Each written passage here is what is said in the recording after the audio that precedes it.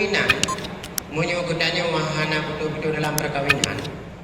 Syederon sekitar 120 mahasiswa umumnya mahasiswi Sekolah Tinggi Ilmu Syariah atau STIS Ummul Aiman Samalanga Biren pada Kamis 20 Oktober 2022 mengikuti seminar pencegahan pernikahan dini. Kegiatan kerjasama dengan KUA Samalanga Biren berlangsung di Mushola Daya Ummul Aiman, Gampung Puto, Samalanga Biren.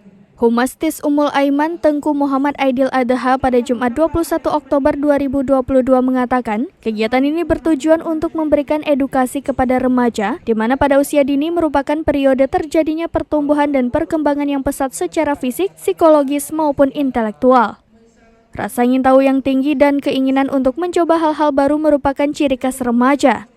Hal tersebut tak jarang disertai dengan pengambilan keputusan yang ceroboh atau tidak berpikir panjang, seperti menikah terlalu muda atau pernikahan dini. Seminar pencegahan pernikahan dini menghadirkan pemateri Tengku Zulfitri Eskom Mkom yang sering dipanggil Walid Zul selaku KUA Samalanga dan Tengku Fadil Rahmi LCMA salah seorang anggota DPD Aceh. Dari Biren, Yusmadin Idris, Serambi On TV.